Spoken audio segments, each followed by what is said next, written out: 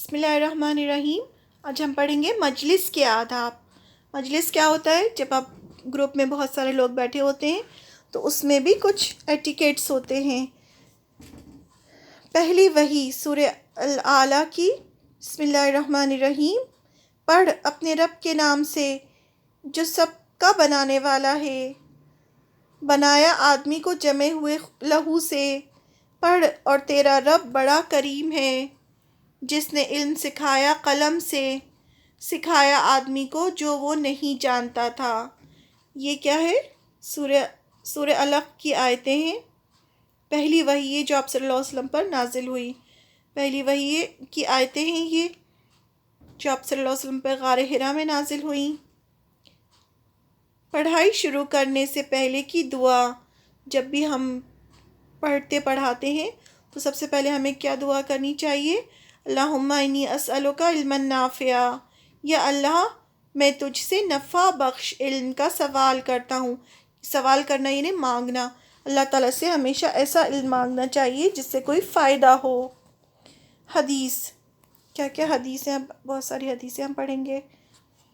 علم دل کی عبادت کا عمل ہے اور وہ ہمیں اللہ کے قریب کرنے کا ذریعہ ہے۔ پہلی وحی میں بھی کہا نا، پڑھو، پڑھائی لکھائی کرنا سب سے زیادہ ضروری ہے۔ اگر ہم پڑھیں گے نہیں تو ہمیں پتہ کیسے چلے گا کہ قرآن مجید میں اللہ تعالیٰ کے کیا کیا حکم ہیں؟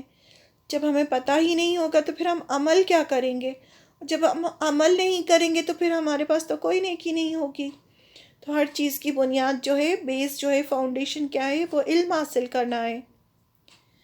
علم دل کی عبادت کا عمل ہے، وہ ہمیں اللہ کے قریب کرنے کا ذریعہ ہے۔ جب ہم علم حاصل کرتے ہیں، جب ہم قرآن مجید میں اللہ کے بارے میں پڑھتے ہیں تو کیا ہوتا ہے؟ ہم اچھے اچھے کام کرتے ہیں، اللہ کی فرما برداری کرتے ہیں، اللہ کی نافرمانی سے بچتے ہیں تو ہم اللہ کے اور قریب ہو جاتے ہیں۔ ایک طالب علم یعنی علم کو طلب کرنے والا، یعنی اسٹوڈنٹ کو چاہیے کہ وہ اپنی نیت کو پاک کرے اور صرف اللہ کی خاطر علم حاصل کرے۔ وہ لوگوں کو دکھانے کے لیے نہیں علم حاصل کرے کہ سب کہیں کہ اچھا یہ تو قرآن پڑھنے والے لوگ ہیں، نہیں، صرف اللہ کی رضا کے لیے، اور نیت یہ ہو کہ ہم اس کو پڑھ کر اس پر عمل کریں گے اور اللہ تعالیٰ اس سے خوش ہوں گے۔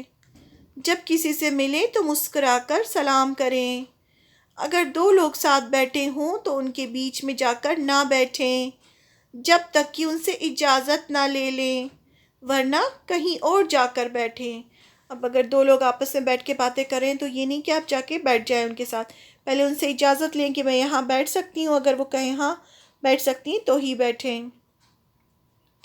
یہ مناسب نہیں کہ آپ کسی کی جگہ یا کرسی آپ کے لیے یا کسی اور کے لیے خالی کروائیں۔ یہ نہیں کہ کوئی بیٹھا ہو آپ اس سے کہیں کہ نہیں یہاں تو میری فرینڈ بیٹھے گی، آپ نہ بیٹھے، ایسا نہیں کرنا چاہیے، یہ مناسب نہیں ہوتا۔ اور کسی کے لیے خالی بھی نہیں کروانا چاہیے کہ آپ اٹھیں وہ آ کر بیٹھیں گے، یہ بھی غلط ہے۔ علم حاصل کرنے پر تکبر نہیں کرنا چاہیے، بلکہ آپ اپنے استاد کے سامنے عاجزی سے رہیں، یعنی جھک کے ہمبل ہوں، اور انہیں آپ کے ہر معاملے میں راستہ دکھانے اور نگرانی کرنے کا پورا اختیار دیں کہ وہ آپ کے جو استاد ہیں، جو آپ کو ٹیچر پڑھاتے ہیں، پھر ان کو اتنا اختیار دیں کہ وہ آپ کو صحیح بات بتائیں، ناراض نہیں ہوں اگر آپ کی مرضی کے خلاف کوئی بات ہو رہی ہو یا وہ آپ کو روکیں یا ٹوکیں تو۔ محنت کے ساتھ اور اچھے سے پڑھائی کریں۔ آپ مدرسہ پڑھائی کے لیے آتے ہیں تو استاد کو اپنی پوری توجہ دیں۔ جو وقفے دیے جاتے ہیں یعنی بریکس جو ملتے ہیں اس میں اپنے دوستوں سے بات کر لیں، لیکن جب ٹیچر پڑھاتے ہیں تو آپ کو بولنا نہیں چاہیے۔ ہر استاد اور باقی اسٹوڈنٹس کی عزت کریں۔ وقت کے پابند رہیں، جو ٹائم بتایا گیا اس ٹائم پر پہنچیں۔ کلاس کے لیے وقت پر آئیں۔ دوسروں کے ساتھ اس طرح سے پیش آئیں جیسا خود کے لیے چاہیں۔ کسی بھی طالب علم یا استاد کا کسی بھی طرح سے مذاق نہ اڑایا جائے۔ یہ بہت غلط بات ہے کہ کسی کا مذاق اڑایا جائے، کسی کی نقل کی جائے، یہ سب غلط باتیں ہیں۔ ہمیشہ سچ کہیں۔ سب کے ساتھ نرمی اور عزت سے پیش آئیں. اور یہ ایسا نہیں ہے کہ آپ صرف قرآن پڑھنے کے لیے یہ سب کریں. جب بھی آپ اپنے اسکول کے کلاس روم میں ہوں تب بھی یہی ایٹیکیٹس ہوں گے ایک مسلمان کے. سب کے ساتھ نرمی اور عزت سے پیش آئیں. مجلس کی تیاری کریں. آنے سے پہلے پچھلے سبق کا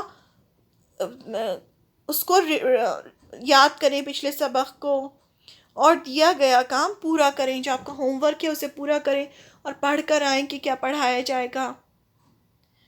تسلسل بہت ضروری ہے، یعنی کنٹینیوٹی. ہر دن کچھ سیکھیں اور جائزہ لیں. ہماری زندگی بہت مصروف ہے، یعنی ہم لوگ بہت بزی ہوتے ہیں، پر پھر بھی ہمیں چاہیے کہ ہر دن کچھ نہ کچھ ہم سیکھنے کے لیے رکھیں. ہر دن آپ کو یہ سوچنا چاہیے کہ ہم کچھ نئی چیز سیکھیں. اپنے اندر ایک چیز ہونی چاہیے سیکھنے کی، کہ مجھے کچھ نہ کچھ تو سیکھنا ہے. ڈیلی مجھے کوئی نئی چیز، ایک نئی چیز سیکھنا ہے.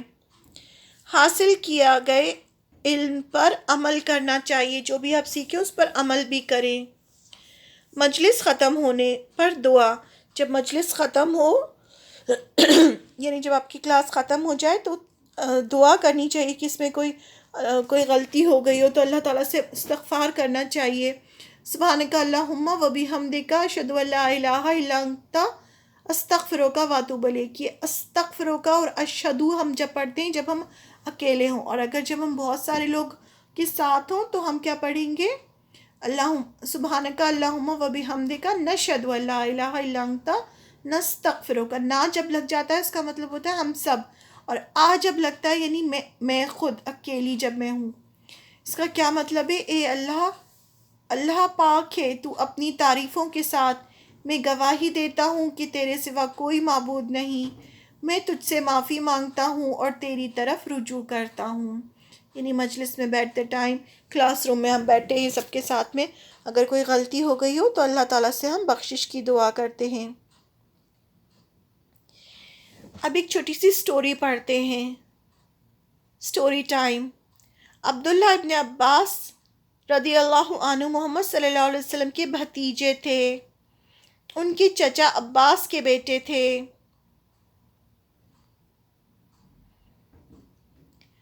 عبداللہ کو اسلام کے بارے میں پڑھنے کا بہت شوق تھا، اس لیے وہ صحابہ کے ساتھ بیٹھتے اور اسلام کے اور آپ صلی اللہ علیہ وسلم کے تعلیمات کے بارے میں سیکھتے.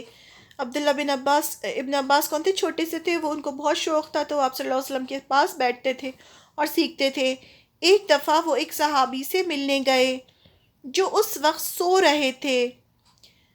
عبداللہ ان صحابی کو پریشان نہیں کرنا چاہتے تھے، اس لیے باہر ان صحابی کے اٹھنے کا انتظار کرنے لگے. جب وہ صحابی اٹھے تو عبداللہ کو دھول میں ڈھپے پا کر حیران ہو گئے. عبداللہ کافی دیر سے ان کا انتظار کر رہے تھے. صحابی نے پوچھا، آپ نے مجھے جگایا کیوں نہیں؟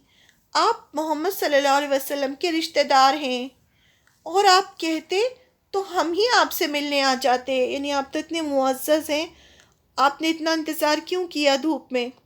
عبداللہ ابن عباس نے سمجھایا کہ وہ ایک طالب علم ہیں. انہوں نے کیا کہا کہ میں تو ایک اسٹوڈنٹ ہوں اور وہ صحابی ان کے استاد ہیں، تو وہ نہیں چاہتے تھے کہ انہیں پریشان کریں یا تکلیف دیں. یعنی اپنے استاد کی کتنی عزت تھی ان کے دل میں.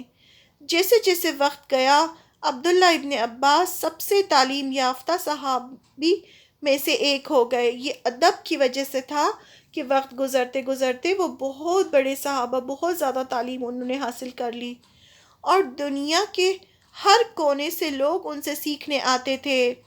وہ بہت عظیم استاد تھے جن سے کئی لوگوں نے اسلام کے بارے میں بہت علم حاصل کیا. تو یہ سب بننے کے لیے ان کے اندر بچپن سے ادب تھا. انہوں نے اپنے استاد کی عزت کی تو اللہ تعالیٰ نے ان کو اتنا عظیم ہستی ان کو بنا دیا کہ سب پھر ان سے علم حاصل کرنے آتے تھے. مجلس کے آداب کیا کرنے کے کام ہے؟ خالص اللہ کے لیے علم حاصل کریں. جو کچھ اللہ اور اس کے نبی نے قرآن اور حدیث میں کہا اسے قبول کریں، اسے بالکل کھلے دل کے ساتھ قبول کرنا چاہیے. یہ نہیں سوچنا چاہیے ارے یہ ایسا کیوں ہے، ویسا کیوں ہے، یہ تو پاسبل نہیں، یہ سب نہیں. کھلے دل کے ساتھ اس کو ایکسیپٹ کریں، استاد کے سامنے عاجزی سے پیش آئیں اور ان کی عزت کریں، دوسروں کے ساتھ اس طرح سے پیش آئیں جیسے خود کے لیے پسند کریں، یہ سمجھیں کہ آپ کے ہر عمل کا نتیجہ ہوگا، چاہے اچھا ہو یا برا، خیال کریں کہ آپ کہاں اور کس کے ساتھ ہیں، کبھی کسی کو نقصان یا چوٹ نہیں پہنچائیں، اپنے وقت کا عقل مندی سے استعمال کریں، ٹائم نہیں ویسٹ کرنا چاہیے کہ ہمارے پاس جو سب سے قیمتی چیز ہے وہ وقت ہے۔ اگر ہم وقت ضائع کر دیں گے، ایک دن ہمارا ضائع ہو گیا ہماری زندگی کا، تو وہ دن کبھی لوٹ کر نہیں آئے گا۔ اس لیے ٹائم جو سکسیسفل لوگ ہوتے ہیں جو دنیا میں، وہ ہمیشہ اپنے وقت کا دھیان رکھتے ہیں، دوسروں کے ساتھ شفیق اور مددگار رہیں، خود پر قابو رکھیں، اعتدال اور سمجھداری سے کپڑے پہنیں۔ بہت سارے لوگوں کا صرف ٹائم اسی میں ویسٹ ہوتا ہے، چوز کرنے میں کہ کون سے کپڑے پہنے، تو یہ سب کام جو ہیں وقت کا پراپر یوز کرنا چاہیے۔ قرآن کی ہر کتاب کی اور چیزوں کی اور جو ہمیں سیکھنے اور سکھانے میں مدد کرتے ہیں ان کی عزت کریں۔